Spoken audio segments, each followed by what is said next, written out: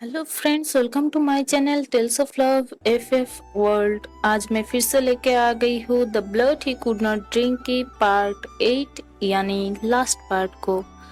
तो चलिए कहानी को शुरू करते हैं। हमने पहले पार्ट में देखा था विभीषण के ही चला गया था जब उसको रियलाइज हुआ था कि वो लान वांगजी से प्यार करने लगता है और उसके क्लैन में एक रूल है कि वैम्पायर कभी भी इंसान से प्यार नहीं कर सकते और प्यार कर भी सकते हैं तो फिजिकली कभी रिलेशनशिप में इन्वॉल्व नहीं हो सकते, क्योंकि अगर हो गए तो वो अपने वैम्पायर प्रजाति को हमेशा के लिए खो देंगे, यानी वो एक नॉर्मल इंसान में कन्वर्ट हो जाएगा।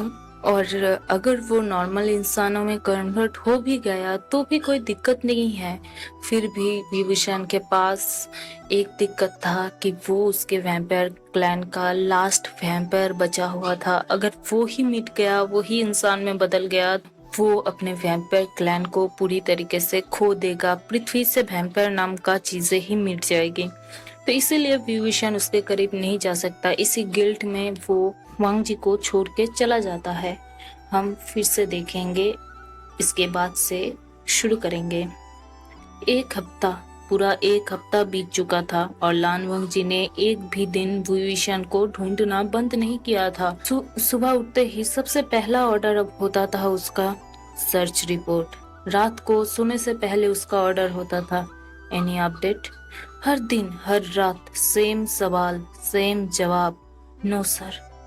लान मेंशन का माहौल बदल चुका था। सर्वेंट्स धीरे चलने लगे थे। कोई जोर से बात नहीं करता था, कोई हंसने की हिम्मत नहीं करता था। सबको पता था यंग मास्टर वांग जी टूट चुके हैं। लान शिचन ऑफिस में रिपोर्ट्स देख रहा था। टेबल पर फाइल्स का ढेर लगा हुआ था। Hotels, airports, private jets, train records, international immigrants सब चेक हो चुका था, लेकिन विभीषण जैसे धरती से ही गायब हो चुका था। लान किरण भी चुप हो गए थे। पहले उन्हें लगता था शादी के बाद सब ठीक हो जाएगा, अब उन्हें पहली बार गिल्ट महसूस हो रहा था। उन्होंने धीरे से कहा, शायद मैंने गलत फैसला लिया। लान शिचन ने उनकी तरफ देखा। नहीं अंकल, आपने गलत फैसला नहीं लिया, किस्मत ने गलत वक्त चुना। उसी वक्त लान वांग जी अंदर आया। उसकी आंखों के नीचे गहरे डार्क सर्कल्स थे। कपड़े साफ थे लेकिन चेहरा बिल्कुल बेजान। रिपोर्ट्स, उसने सिर्फ एक शब्द कहा। एक सिक्योरिटी ऑफिसर खड़ा हुआ। सर, हमें कुछ मिला है। रूम में सबकी नजरें उस पर टिक गई। क्या? लान वांग जी की आवाज पहली बार एक हफ्ते में थोड़ी बदली। ऑफिसर ने फाइल खोली। मिस्टर विभूषण की कंपनी 3 दिन पहले ऑफिशियली रिजाइन हो गई। लान वांग जी फ्रीज हो गया। रिजाइन? जी, उन्होंने कंपनी किसी और को ट्रांसफर कर दी। नाम? ऑफिसर ने पेज पलटा। एक ट्रस्ट का नाम है, मून शैडो फाउंडेशन। कभी सुना है? लान शिचन ने सिर हिला दिया। नहीं, कभी नहीं। लान किरण भी कंफ्यूज थे। ये नाम किसी ने कभी नहीं सुना था। लान वांग जी ने फाइल हाथ में ली। उसकी नजर एक एड्रेस पर रुक गई। फाउंडेशन का रजिस्टर्ड एड्रेस। कोई ऑफिस नहीं था, एक पुराना मोनेस्ट्री था पहाड़ों के बीच, जहाँ पहले 50 साल से कोई नहीं रहता था। लान वांग जी के दिल ने अचानक जोर से धड़कना शुरू कर दिया। पता नहीं क्यों, लेकिन उसे लगा ये बस एक एड्रेस नहीं है, ये विभीषण की छोड़ी हुई पहली निशानी है। उसने बिना एक सेकंड वेस्ट किए ऑर्डर किया। कार तैयार करो। ऑफिसर ने पूछा, सर अभी? लान वांग जी ने सीधा जवाब दिया, हाँ अभी, चाहे वो वहां हो या सिर्फ उसकी यादें, मैं चाहूंगा। विंडो के बाहर तेज बारिश शुरू हो गई थी और बहुत दूर पहाड़ों के उस पार एक पुराने टूटे हुए मंदिर के अंदर एक आदमी अकेला बैठा था। उसके हाथ में वही पुराना नेकलेस था और उसकी आंखों में आंसू। उसने धीरे से आसमान की तरफ देखा।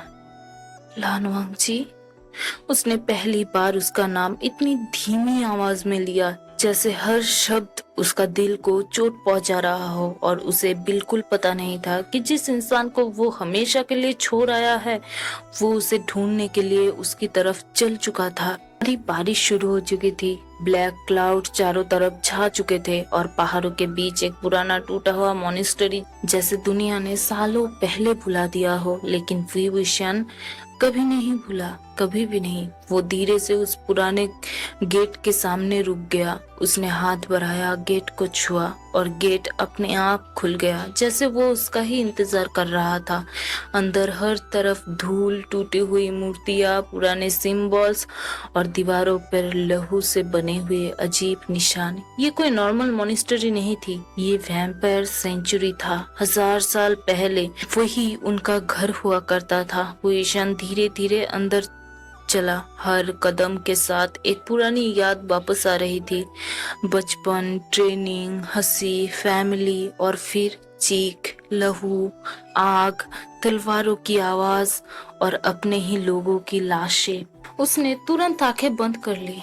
नहीं, बस 1000 साल बाद भी वो रात उसका पीछा नहीं छोड़ रही थी। मॉनेस्टरी का सबसे अंदर एक बड़ा हॉल था।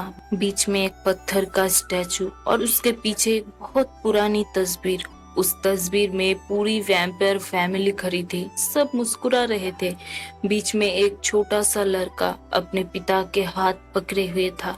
वो लड़का विभूषण था। उसने धीरे से फ्रेम को छुआ। उसकी उंगलियां कांप रही थी।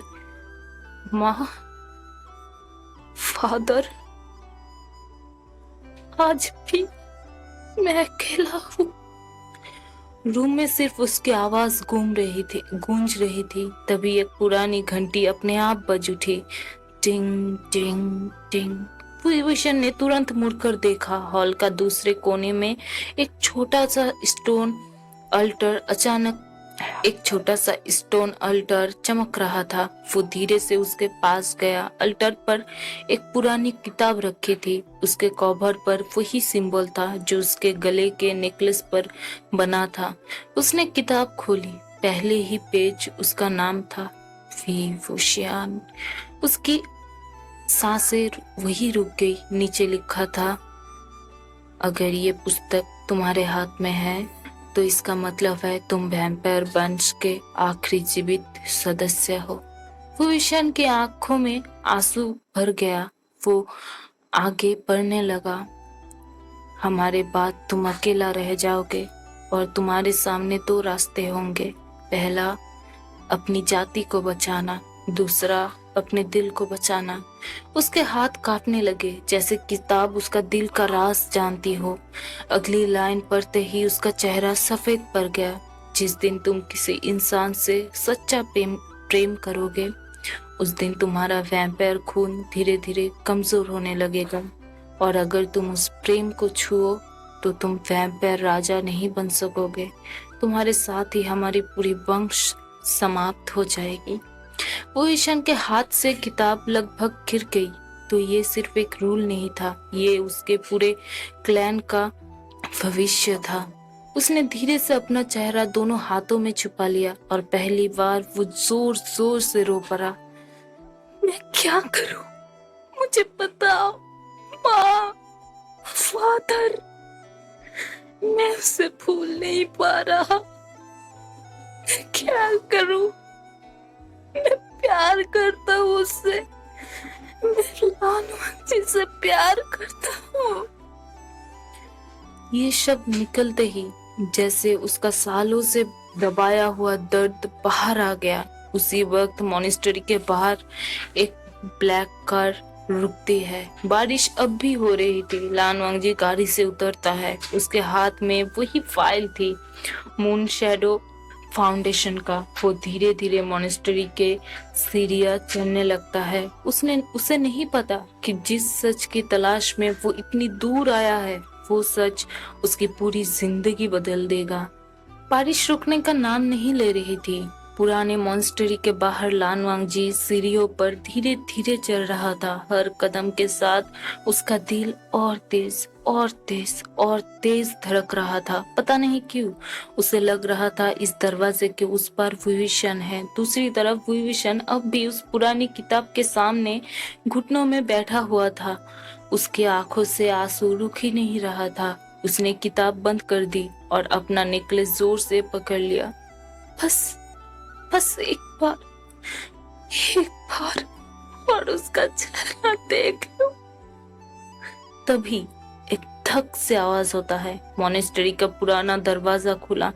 विशन का पूरा बदन एकदम से सख्त हो गया। उसने धीरे से मुड़कर देखा। डोर के पास सफेद कपड़ों में खड़ा एक आदमी। बारिश का पानी अब भी उसके बालों से टपक रहा था। उसकी आंखें सिर्फ एक इंसान को ढूंढ रही थी। वही लानोंग जी की आवाज टूट गई। वही विशान। दोनों बस एक दूसरे को देखते रहे। ना कोई आगे बढ़ा, ना कोई कुछ बोला।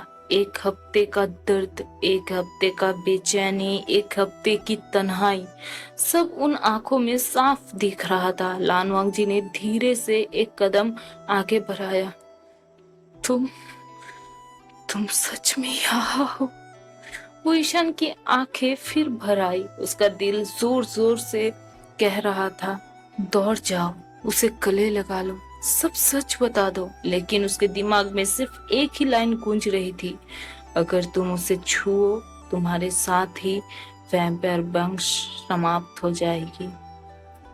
यहाँ पे एक्चुअली मैं बता दूं, छुओ का मतलब है उसका करीब जाना, मतलब इंडिविजुअली उसके साथ इन्वॉल्व होना। मतलब सीधी भाषा में बोलूं तो क्या बोलूं मैं, फिजिकली उसके साथ इन्वॉल्व होना गहरी तरीके से। उसने अपनी मुट्ठी कस ली और अपनी सारी फीलिंग्स को जबरदस्ती दबा दिया। उसका चेहरा धीरे धीरे फिर से ठंडा हो गया, बिल्कुल वैसे जैसे कुछ हुआ ही ना हो। लानवांग जी उसके बिल्कुल सामने आ गया। उसकी आंखों में आंसू चमक रहे थे। एक सवाल, बस एक सवाल का जवाब दे दो। वो ईशान ने नजर नहीं उठाई। पूछो। लांगलुआंग जी की आवाज कांप गई। जो कुछ हमारे बीच हुआ था, क्या वो सब झूठ था? ये वही सवाल था जिसे भूषण सबसे ज्यादा डर रहा था। उसने आंखें बंद कर ली। दिल चिल्ला रहा था, नहीं नहीं, एक पल भी झूठ नहीं था। लेकिन उसने अपने दिल को ही धोखा दे दिया। धीरे से बोला, हाँ, सब झूठ था। ये दो शब्द लानवांग जी के दिल में किसी तलवार की तरह उतर गए। उसने फिर पूछा, मेरी तरफ देखो। हुईशन ने मना कर दिया, नहीं, मेरी आंखों में देखकर बोलो। रूम फिर से खामोश हो गया। हुईशन धीरे से ऊपर देखा। उनकी आंखें मिली और उसी पर लानवांग जी समझ गया। उसके होठों ने सब कुछ झूठ डिक्लेयर कर दिया था, लेकिन उसके आंखों ने बोल दिया, झूठ झूठ था। वांग जी चिल्ला उठा, झूठ। पहली बार लानवांग जी ने भूषण के चेहरे पर इतना दर्द देखा। उसने धीरे से कहा, तुम झूठ बोल रहे हो। भूषण का दिल टूट गया। नहीं, सच है, मैं कोई झूठ नहीं बोल रही। तुम झूठ बोल रहे हो विभूषण। तुम्हारी आंखें कभी झूठ नहीं बोलती। एक लम्हे के लिए विभूषण सच बताने ही वाला था। उसके होठ हिलने लगे। लानवांग जी, मैं। लेकिन उसी वक्त मोनेस्ट्री का सबसे अंदर से एक अजीब सी गरजती हुई आवाज गूंजी। एक बूम करके आवाज हुआ। पूरा हॉल कांप उठा। धूल छत से गिरने लगी। दोनों एक साथ उस आवाज की तरफ मुड़ गए और अंदर अंधेरे के बीच दो लाल आंखें धीरे धीरे खुल गई।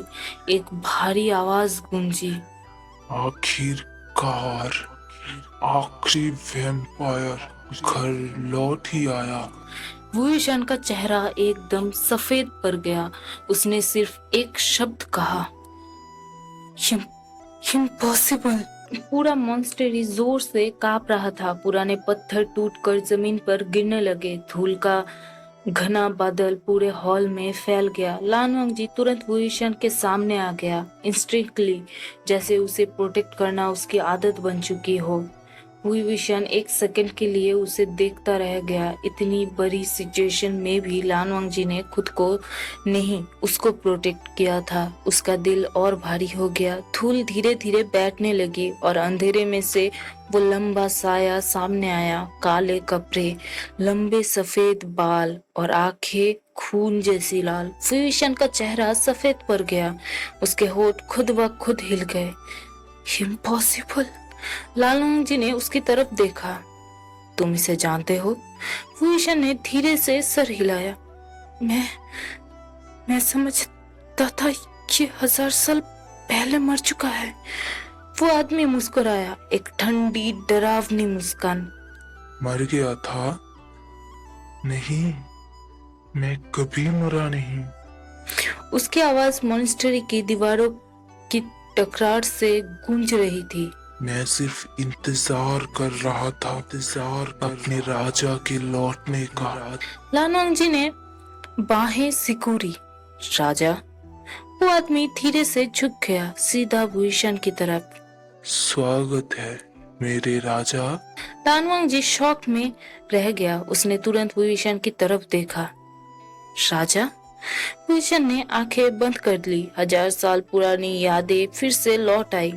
उसके पिता वैम्पायर किंग, उसकी माँ वैम्पायर क्वीन और वो उसका एक लौता वारिस। कभी ताज पहनने का मौका ही नहीं मिला क्योंकि उस रात सब खत्म हो गया था।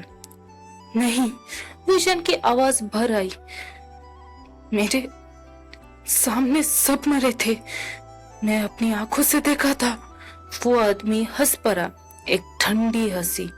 बिल्कुल, सब मर गए थे, बस मैं नहीं। उसने धीरे से अपना हाथ उठाया। उसकी कलाई पर एक पुराना निशान था, वही निशान जो उस पुरानी किताब के कवर पर बना हुआ था। मेरा नाम मो युआन। मैं तुम्हारे पिता का सबसे वफादार कमांडर था। विभीषण की सांसें रुक गई। नहीं, तुमने नहीं। मो युआन की मुस्कान और गहरी हो गई। हाँ, मैंने ही उनको धोखा दिया था। रूम में सन्नाटा छा गया। लानवांग जी की खून खौल उठा। उसने एक कदम आगे बढ़ाया। तुमने अपने ही लोगों को बेच दिया? मो युआन ने उसकी तरफ देखा। अपने लोग? कमजोर लोग अपने लोग नहीं होते, पावर ही सब कुछ होती है। उसने फिर विभीषण की तरफ देखा। और तुम्हारे अंदर प्योर ब्लड वैम्पायर किंग की पावर है जो मुझे चाहिए। विभीषण इंस्टिंक्टिवली एक कदम पीछे हटा। उसे अब सब समझ आ रहा था। 1000 साल पहले हुआ हादसा एक्सीडेंट नहीं था, सब प्लान था। और उस प्लान का मास्टरमाइंड आज उसके सामने खड़ा था। मो युआन ने धीरे से हाथ फैलाया। आओ, अपनी तकदीर एक्सेप्ट करो या उसकी नजर लानवांग जी पर टिक गई। मैं तुम्हारे इंसान से शुरू करता हूँ। ये सुनते ही विभीषण की आंखों का रंग बदल गया। लाल रोशनी उनमें चमक उठी। उसने पहली बार गुस्से में कहा, उसकी तरफ देखा भी तो इस बार मैं तुम्हें जिंदा नहीं छोड़ूंगा। रूम में हवा भारी हो गई और लानवांग जी ने पहली बार विभीषण के अंदर की असली वैम्पायर किंग की झलक देखी। मॉनेस्ट्री की हवा अचानक भारी हो गई। बारिश की बूंदें टूटते हुए छत के अंदर टपक रही थी। हर बूंद की आवाज रूम की खामोशी और डरावना बना रही थी। मो युआन धीरे धीरे सीढ़ियों से नीचे उतरने लगा। उसकी आंखों में सिर्फ एक ही चीज थी, लालच, बहुत ज्यादा लालच। 1000 साल, उसने धीरे से कहा। 1000 साल से मैं सिर्फ इसी दिन का इंतजार कर रहा हूँ। विभीषण ने लानवांग जी के सामने हाथ फैला दिया। लानवांग जी, पीछे रहो। लानवांग जी ने उसकी तरफ देखा। तुम्हें लगता है मैं तुम्हें अकेला लड़ने दूंगा? विभीषण की आंखों में दर्द भर आया। तुम नहीं समझते, ये इंसानों की लड़ाई नहीं है। मो युआन हंस पड़ा, एक ठंडी खौफनाक हंसी। बिल्कुल सही, ये राजा और गद्दार की लड़ाई है। उसने अचानक अपना हाथ उठाया। पूरे हॉल में लाल ऊर्जा की लहर उठ गई। एक बूम करके आवाज हुआ, पुराने पिलर्स टूटने लगे, जमीन फट गई। लानवांग जी ने तुरंत हुईशन के हाथ पकड़कर उसे एक तरफ खींच लिया। दोनों मुश्किल से गिरते गिरते बचे। मो युआन ने हैरानी से उन्हें देखा।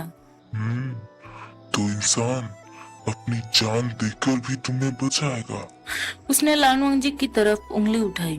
तब शुरुआत इसी से करते हैं। लाल ऊर्जा सीधा लानवांग जी तरफ दौड़ी। लानवांग जी! वुईशन जोर से चिल्लाया। वो बिना सोचे उसके सामने आ गया। ऊर्जा सीधा उसके सीने पर आके लगी। एक धम करके आवाज हुआ। वुईशन पीछे जाकर पत्थर से टकरा गया। उसके होठों से खून की एक धार बह निकली। वुईशन! लानवांग जी की आवाज मॉनेस्टरी में गूंज उठी। वो दौड़कर उसके पास पहुंच गया। उसने उसका सिर अपनी बाहों में संभाल लिया था। तुम पागल हो? तुमने मेरे लिए ये क्यों किया? वुईशन हल्की सी मुस्कुराया, दर्द के बीच में भी। मैं कहा था ना, तुम्हें कुछ नहीं होने दूंगा। ये सुनते ही लानवांग जी की आंखें भर आई। पहली बार उसने बिना झिझक वुईशन को जोर से अपनी बाहों में ले लिया। बस अब और नहीं, इस बार मैं तुम्हें खोने नहीं दूंगा।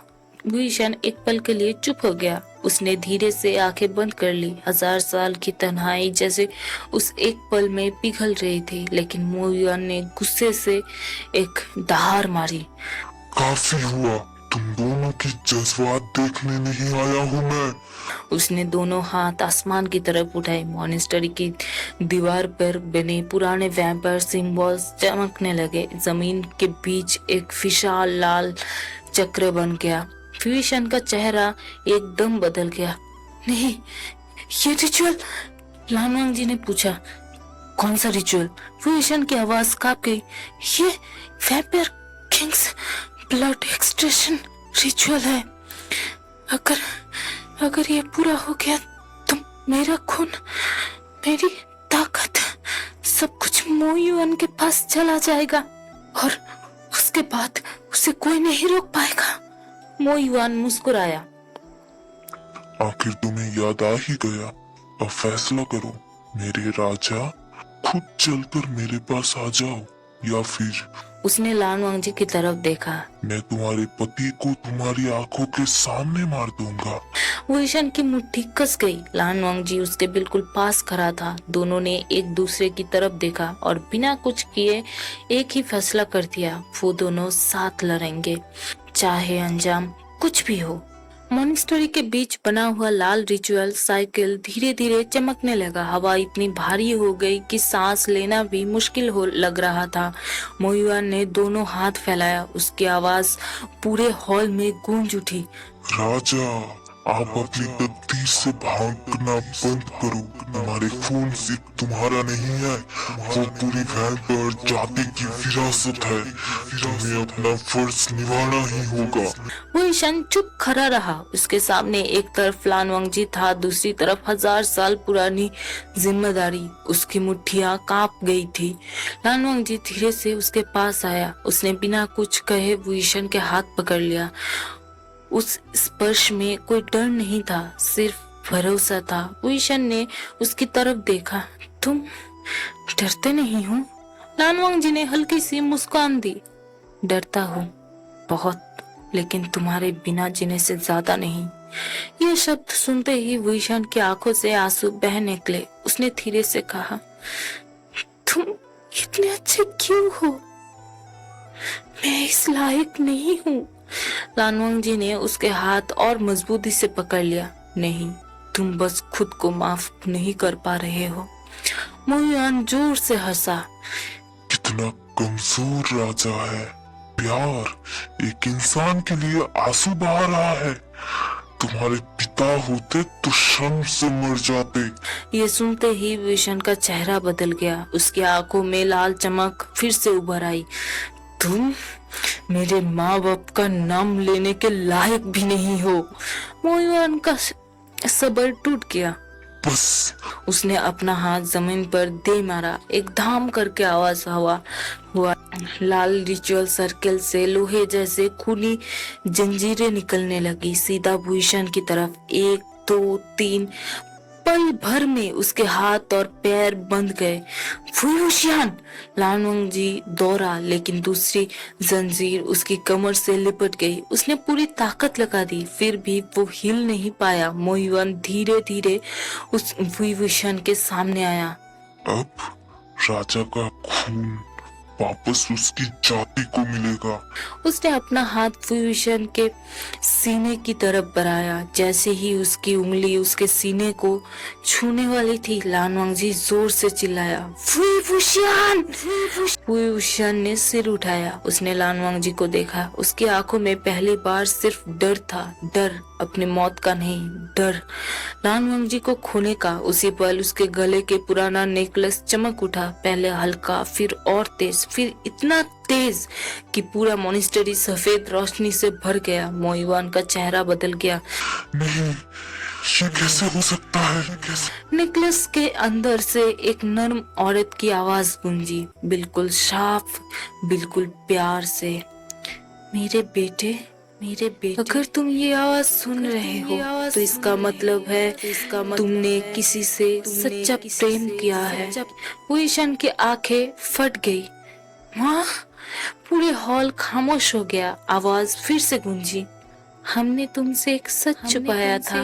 वैम्पायर कभी प्यार से कमजोर नहीं होते, वो सिर्फ गलत इंसान से प्यार करके कमजोर होते हैं। मो युआन का चेहरा सफेद पड़ गया। नहीं, ये झूठ है। आवाज और मजबूत हो गई। जिस इंसान का दिल सच्चा हो, जो अपनी जान देकर भी वैम्पायर किंग की हिफाजत करे, वही उसका सच्चा जीवन साथी बन सकता है। और उस पल कर्ज टूट जाता है। वो यूशन और लानवंग जी एक दूसरे को देखते रह गए। सालों का डर एक पल में बिखरने लगा। लेकिन मो युआन पागल की तरह चिल्लाया, चुप! ये मुमकिन नहीं है। मैं 1000 साल तक झूठ पर यकीन करता रहा। उसने अपनी सारी शक्ति एक ही वार में जमा कर ली। पूरा मॉन्स्टर हिलने लगा, छत टूटने लगी, दीवारें हिलने लगी और विशन समझ गया, अगला वार या तो मो युआन की मौत होगी या फिर उसकी। पूरा मॉन्स्टर ही टूट रहा था। पत्थर गिर रहे थे, पुराने पिलर्स एक एक करके जमीन पर बिखर रहे थे। बारिश का पानी छत के बड़े बड़े सुराखों से अंदर गिर रहा था। लेकिन ना लानवांग जी हिला, ना फुयुशियान। दोनों सिर्फ एक दूसरे को देख रहे थे, जैसे दुनिया रुक गई हो। मो युआन की आंखों में पागलपन उतर चुका था। मैं 1000 साल तक इंतजार करता रहा। मैं 1000 साल तक इस ताकत के लिए जिंदा रहा, और तुम एक इंसान के लिए सब कुछ छोड़ दोगे? उसकी चीख मॉन्स्टरी की दीवारों से टकरा कर गूंज उठी। मैं ऐसा कभी नहीं होने दूंगा। उसने दोनों हाथ आसमान की तरफ उठाया। रिचुअल सर्कल से लाल बिजलियां निकलने लगी, एक के बाद एक, सब फुयुशियान के शरीर की तरफ बढ़ने लगी। फुयुशियान समझ गया, अगर ये रिचुअल कंप्लीट हो गया तो मो युआन सिर्फ वैम्पायर किंग की पावर नहीं लेगा, बल्कि उसके बाद पूरी दुनिया को अपने कब्जे में ले लेगा। उसने धीरे से लानवांग जी की तरफ देखा। उसकी आंखों में पहली बार सुकून था। लानवांग जी का दिल घबरा उठा। फुयुशियान, तुम ऐसे क्यों देख रहे हो? फुयुशियान हल्का सा मुस्कुराया, बिल्कुल वैसे ही जैसे पहली बार लान मेंशन में मुस्कुराया था। तुम जानते हो मुझसे सबसे ज्यादा किस बात का अफसोस है? मुझे सबसे ज्यादा किस बात का अफसोस है? लानवांग जी ने तुरंत कहा। चुप, कुछ मत बोलो। फुयुशियान ने धीरे से सिर हिला दिया। नहीं, आज मुझे बोलने दो। मैं 1000 साल जिया, लेकिन जीना क्या होता है ये तुमसे मिलने के बाद समझा। मैं हमेशा सोचता था मैं अकेला हूँ, लेकिन तुमने मुझे घर का मतलब समझाया। लानवांग जी की आंखों से आंसू बहने लगे। नहीं, बस मेरे पास आ जाओ, यहाँ पे आ जाओ। फुयुशियान धीरे से मुस्कुराया। अगली जिंदगी हुई ना तो फिर से तुम्हारा हस्बैंड बनना चाहूंगा। ये सुनकर लान वांगजी जोर से चिल्लाया, फुईवुशान। फिर उस पल फुईवुशान ने अपनी बची हुई सारी वैम्पायर पावर एक जगह जमा कर ली। उसके शरीर से लाल रोशनी निकलने लगी। मो युआन की आंखें चमक उठी। हाँ, यही तो चाहता था मैं, यही। लेकिन अगले ही पल उसके लिए सबसे बड़ा झटका था। फुईवुशान ने अपनी पावर मो युआन को नहीं, रिचुअल सर्कल पर दे मारी। एक बूम करके आवाज हुई, पूरा रिचुअल टूट गया। सारी लाल जंजीरें एक साथ चकनाचूर हो गई। लान वांगजी आजाद हो गया। मो युआन गुस्से से पागल हो गया। नहीं, तुमने क्या किया? फुईवुशान ने उसकी तरफ देखकर कहा, जो मेरे पिता को करना चाहिए था, एक गद्दार का अंत। मो युआन उसकी तरफ दौड़ा। उसके हाथ में खून जैसी लाल तलवारें बंध गई, सीधा फुईवुशान के दिल की तरफ। लान वांगजी ने देखा और बिना एक पल सोचे फुईवुशान के सामने आ गया। एक छाक करके आवाज हुआ, तलवार सीधा लान वांगजी के कंधे से आर पार निकल गई। सब कुछ एक पल के लिए खामोश हो गया। फुईवुशान की आंखें फट गई। वांगजी, लान वांगजी दर्द से कांप रहा था, लेकिन उसने फिर भी फुईवुशान का हाथ नहीं छोड़ा। उसने मुश्किल से मुस्कुराते हुए कहा, इस बार मैं तुम्हें बचा लिया। फुईवुशान टूट गया, बिल्कुल टूट गया। उसने लान वांगजी को अपनी बाहों में संभाल लिया। आंसू उसके चेहरे पर गिरते जा रहे थे। नहीं, नहीं, तुम्हें कुछ नहीं होगा। मैंने कहा ना, मैं तुम्हें कभी दर्द नहीं दूंगा। लान वांगजी सॉरी, लान वांगजी ने उसका चेहरा छुआ। फिर, मुझसे दूर मत जाना। ये शब्द सुनते ही फुईवुशान के अंदर कुछ बदल गया। उसकी आंखों की लाल रोशनी धीरे धीरे सुनहरी होने लगी। नेकलेस हवा में उठ गई। पूरा मॉन्स्टर ही एक दिव्य रोशनी से भर गया। दूर खड़ा मो युआन पहली बार डर गया। उसने धीरे से पीछे कदम लिया। नहीं, ये प्योर ब्लड, लेकिन नहीं, ये इससे भी पुरानी ताकत है। रोशनी और तेज हो गई और उस रोशनी के बीच फुईवुशान की माँ की आवाज एक आखिरी बार गूंजी, मेरे बेटे, अब राजा मत बनो, बस उस इंसान का सहारा बन जाओ जिसने तुम्हें जीना सिखा दिया। मॉन्स्ट्री अब टूटने की आखिरी हद पार कर चुका था। छत का आधा हिस्सा गिर चुका था। बारिश का पानी अब सीधा अंदर आ रहा था। हवा में धूल, खून और रोशनी एक साथ घुल चुके थे। फुईवुशान ने लान वांगजी को अपनी बाहों में संभाल रखा था। उसके कंधे से खून बह रहा था, लेकिन लान वांगजी की नजर सिर्फ एक फुईवुशान पर थी। उसने धीरे से उसका गाल छुआ। फुईवुशान, इस बार मुझे छोड़कर मत जाना। बस इतना सुनते ही फुईवुशान के सारे बांध टूट गया। 1000 साल से जो आंसू उसने रोक रखे थे, सब बाहर आ गए। नहीं, मैं कहीं नहीं जाऊंगा, अब कभी नहीं। उसने पहली बार सबके सामने लान वांगजी को जोर से गले लगा लिया, जैसे पूरी दुनिया खो जाए, पर ये इंसान उसे कभी ना छोड़े। दूर खड़ा मो युआन गुस्से से पागल हो चुका था। नहीं, ये नहीं हो सकता। एक इंसान मेरी 1000 साल की मेहनत बर्बाद नहीं कर सकता। उसने अपनी बिल्कुल बची हुई सारी ताकत इकट्ठी कर ली।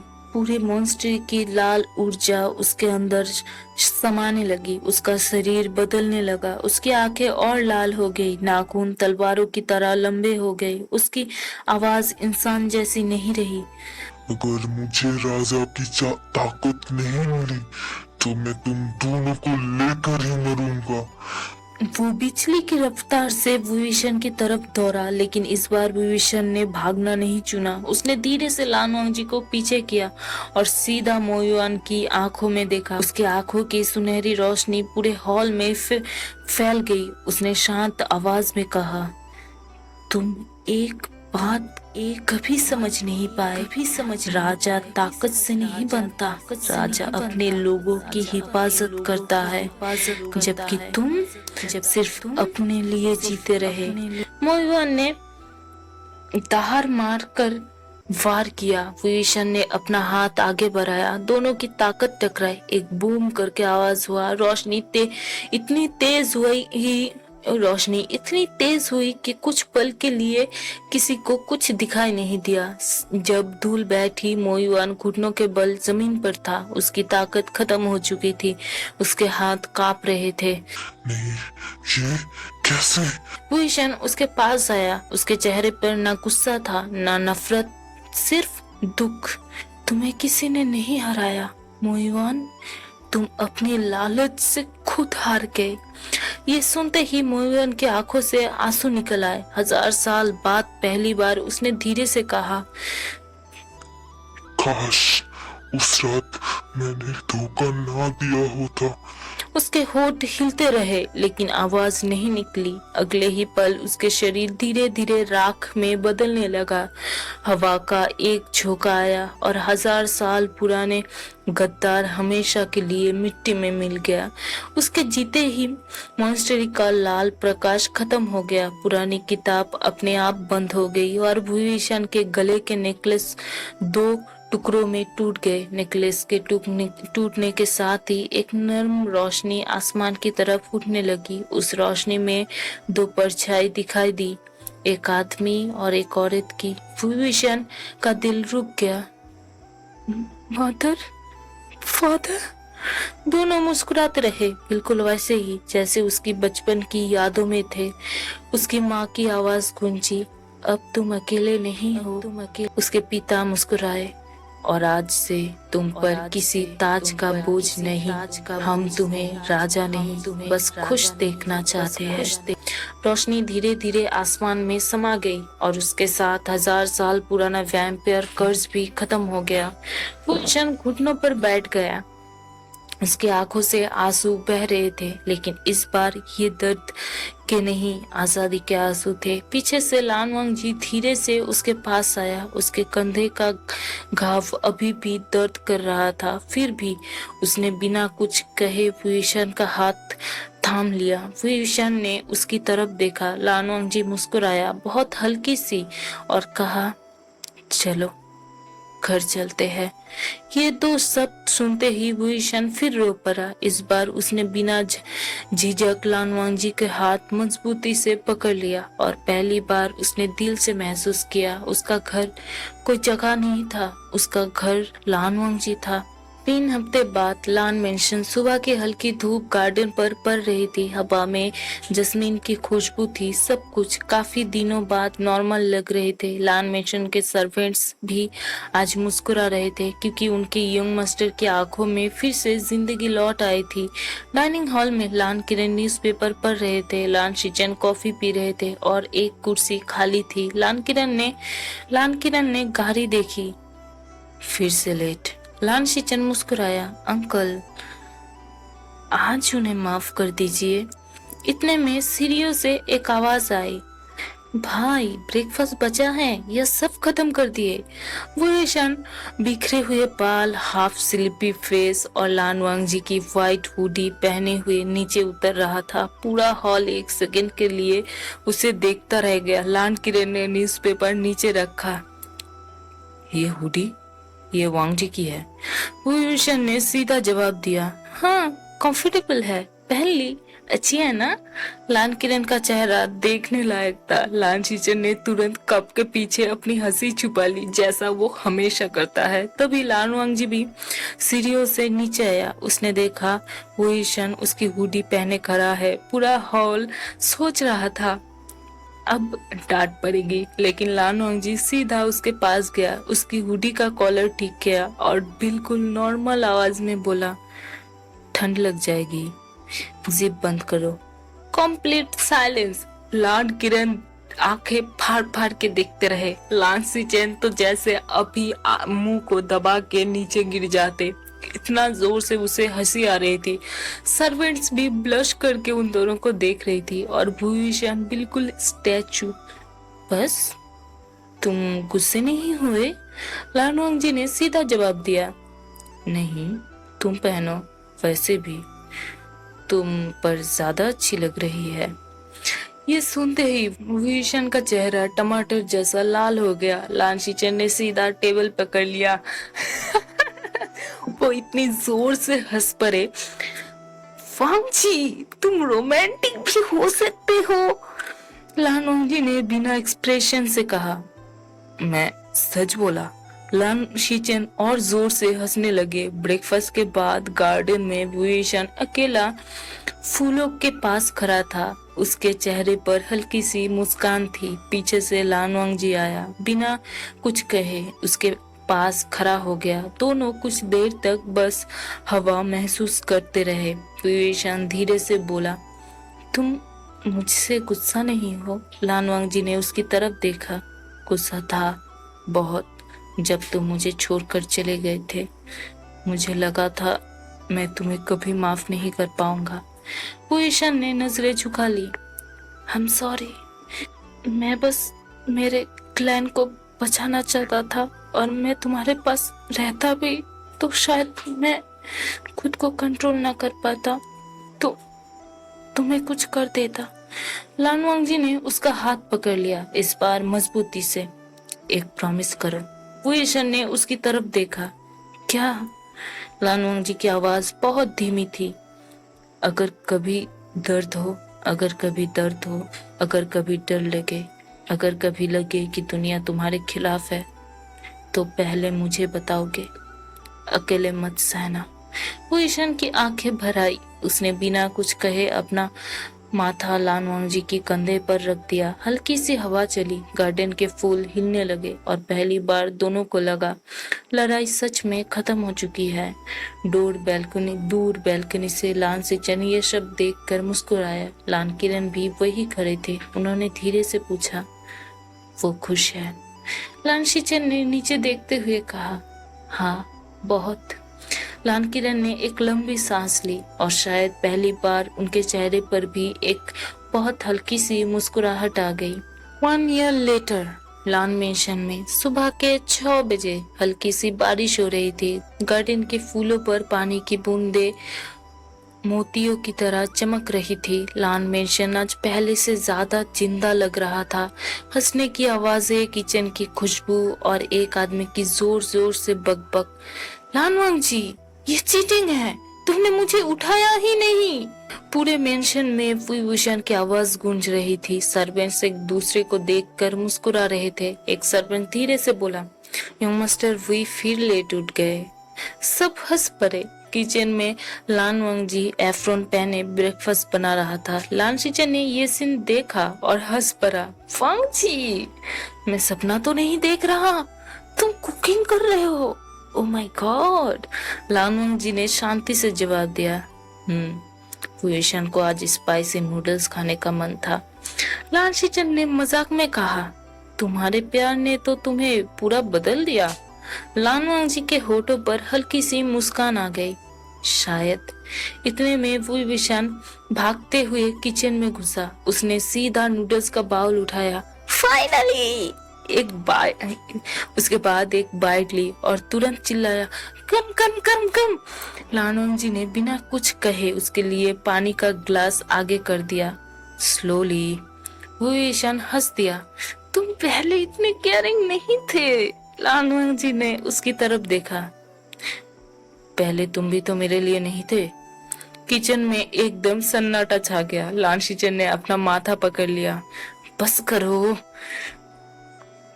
मैंने अभी तक शादी नहीं की। मैं तुम लोगों के पहले से डेट कर रहा हूँ। बस करो, जलाओ मत अब। सब जोर से हंस पड़े। गार्डन में ब्रेकफास्ट के बाद दोनों अपनी फेवरेट बेंच पर बैठे थे। वही बेंच जहाँ कभी विभीषण अकेला बैठकर रोया था, आज वही दोनों साथ बैठे थे। हवाएं चल रही थी, कोई जल्दी नहीं थी, कोई डर नहीं था। विभीषण ने धीरे से कहा, याद है मैं यही बैठकर सोचता था मुझे तुमसे दूर जाना होगा। लान वांगजी ने उसका हाथ पकड़ लिया। अब? विभीषण मुस्कुराया। अब अगर तुम मुझे घर से बाहर भी निकाल दोगे तब भी मैं वापस आ जाऊंगा। लानवंग जी ने सीधा जवाब दिया, नहीं निकालूंगा, तुम्हारा घर यही है। दूर से लान किरण उन दोनों को देख रहे थे। उन्होंने धीरे से लान शिचन से कहा, ये दोनों अब कम लड़ते हैं। लान शिचन हंस दिया, नहीं अंकल, अब ये प्यार से लड़ते हैं। लान किरण ने हल्का सा सर हिला दिया और बहुत धीरे से बोला, अच्छा है, बहुत अच्छा है।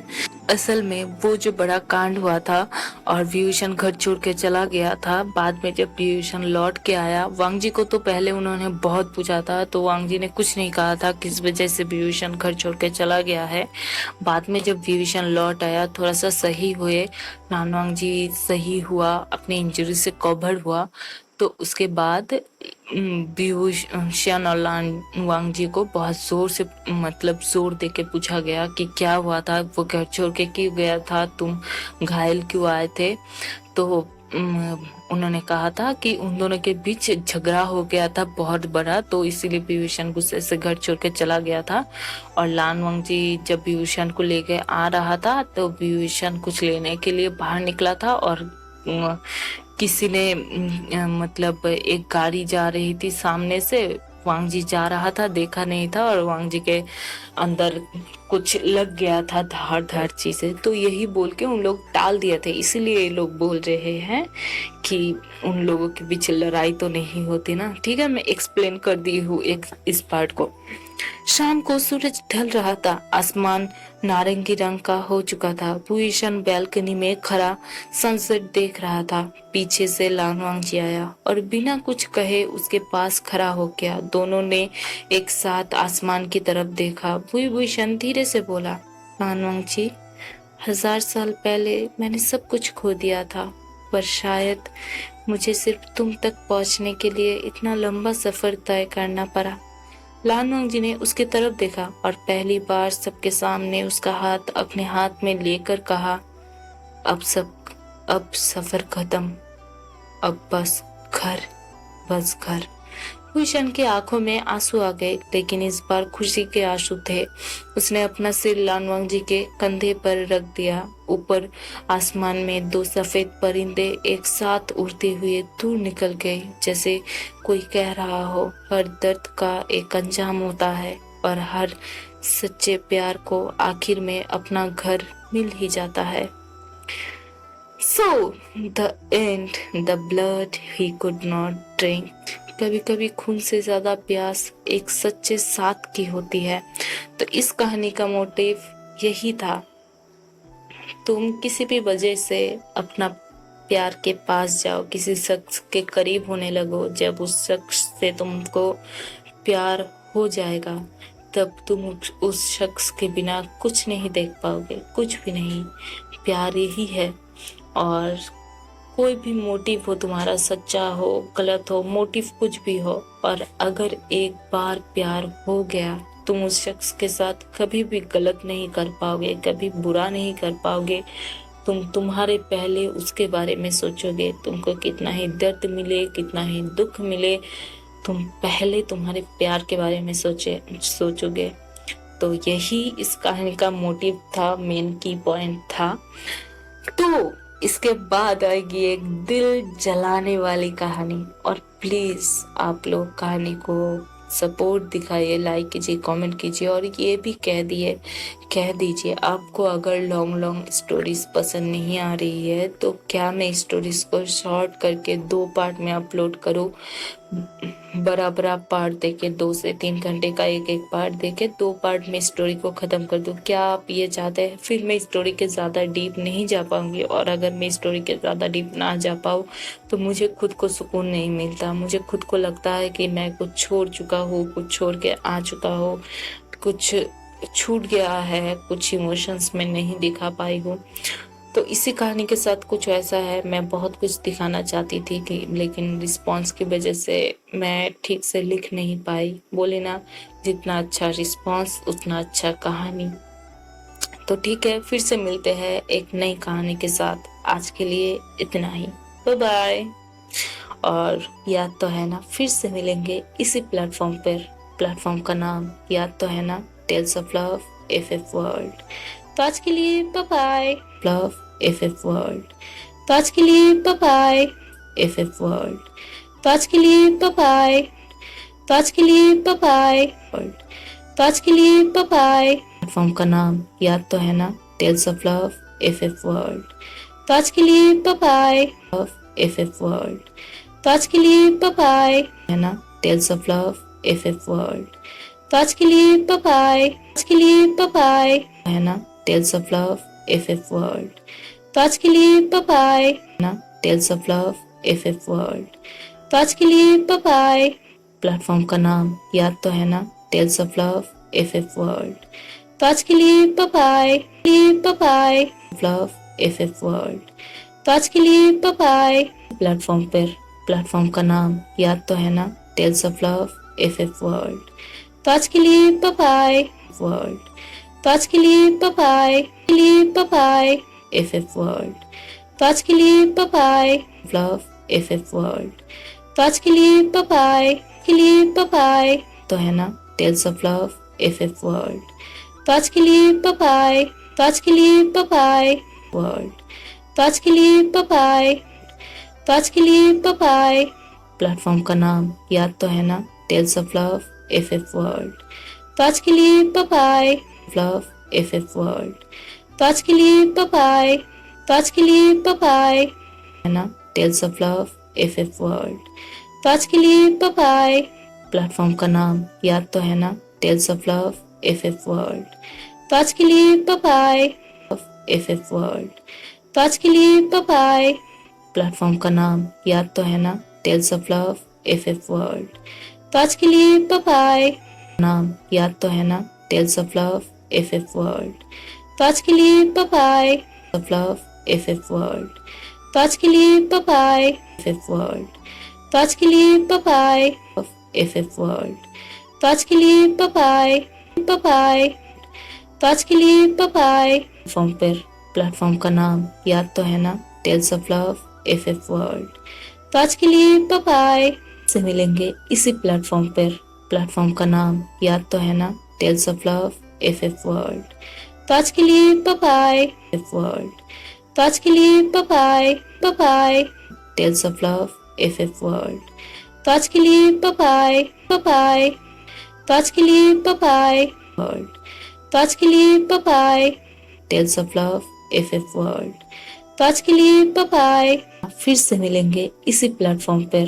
प्लेटफॉर्म का नाम याद तो है ना, tales of love FF world. तो आज के लिए बाय बाय। बाय बाय का नाम याद तो है ना, tales of love FF world. तो आज के लिए bye bye. Tales of love FF world. तो आज के लिए bye bye love FF world. तो आज के लिए बाय बाय। एक नई कहानी के साथ आज के लिए इतना ही। Bye bye. और याद तो है ना, फिर से मिलेंगे इसी प्लेटफॉर्म पर। प्लेटफॉर्म का नाम याद तो है ना, tales of love FF world. तो आज के लिए बाय बाय। आप पार्ट देके 2 से 3 घंटे का एक पार्ट देके 2 पार्ट में स्टोरी को खत्म कर दूं, क्या आप ये चाहते हैं? फिर मैं स्टोरी के ज्यादा डीप नहीं जा पाऊंगी, और अगर मैं स्टोरी के ज्यादा डीप ना जा पाऊँ तो मुझे खुद को सुकून नहीं मिलता। मुझे खुद को लगता है कि मैं कुछ छोड़ चुका हूँ, कुछ छोड़ के आ चुका हूँ, कुछ छूट गया है, कुछ इमोशंस में नहीं दिखा पाई हूँ। तो इसी कहानी के साथ कुछ ऐसा है, मैं बहुत कुछ दिखाना चाहती थी कि लेकिन रिस्पॉन्स की वजह से मैं ठीक से लिख नहीं पाई। बोले ना, जितना अच्छा रिस्पॉन्स उतना अच्छा कहानी। तो ठीक है, फिर से मिलते हैं एक नई कहानी के साथ। आज के लिए इतना ही। Bye bye. और याद तो है ना, फिर से मिलेंगे इसी प्लेटफॉर्म पर। प्लेटफॉर्म का नाम याद तो है ना, tales of love FF world. तो आज के लिए बाय बाय। प्लेटफॉर्म का नाम याद तो है ना, tales of love FF world. तो आज के लिए बाय बाय। तो आज के लिए bye bye. Tales of love FF world. तो आज के लिए बाय बाय। तो आज के लिए बाय बाय। प्लेटफॉर्म का नाम याद तो है ना, tales of love FF world. तो आज के लिए बाय बाय एफएफ वर्ल्ड। तो आज के लिए बाय बाय एफएफ वर्ल्ड। तो आज के लिए बाय बाय। और याद तो है ना, फिर से मिलेंगे इसी प्लेटफॉर्म पर। प्लेटफॉर्म का नाम याद तो है ना, tales of love FF world. तो आज के लिए बाय बाय। तो आज के लिए बाय बाय वर्ल्ड। तो आज के लिए bye bye. Bye bye world. तो आज के लिए बाय बाय वर्ल्ड। तो आज के लिए बाय बाय। तो आज के लिए बाय बाय। प्लेटफॉर्म पर प्लेटफॉर्म का नाम याद तो है ना, tales of love FF world. तो आज के लिए bye bye. Bye bye. Bye bye FF world. तो आज के लिए बाय बाय। और याद तो है ना, फिर से मिलेंगे इसी प्लेटफॉर्म पर। प्लेटफॉर्म का नाम याद तो है ना, tales of love FF world. तो आज के लिए बाय बाय। तो आज के लिए बाय बाय। फिर से मिलेंगे इसी प्लेटफॉर्म पर। प्लेटफॉर्म का नाम याद तो है ना, tales of love FF world. तो आज के लिए बाय बाय है ना, tales of love FF world. तो आज के लिए बाय बाय। बाय बाय तो है ना, tales of love FF world. तो आज के लिए बाय बाय एफएफ वर्ल्ड। तो आज के लिए बाय बाय एफएफ वर्ल्ड। तो आज के लिए बाय बाय। तो है ना, फिर से मिलेंगे इसी प्लेटफॉर्म पर। प्लेटफॉर्म का नाम याद तो है ना, tales of love FF world. तो आज के लिए बाय बाय। तो आज के लिए बाय बाय। और याद तो है ना, फिर से मिलेंगे इसी प्लेटफॉर्म पर। प्लेटफॉर्म का नाम याद तो है ना, tales of love FF world. तो आज के लिए बाय बाय। तो आज के लिए बाय बाय। बाय बाय के लिए bye bye. Bye bye. Bye bye. Platform का नाम याद तो है ना, tales of love FF world. तो आज के लिए bye bye. Bye bye. Bye bye है ना, tales of love FF world. तो आज के लिए बाय बाय। तो आज के लिए बाय बाय वर्ल्ड। तो आज के लिए बाय बाय।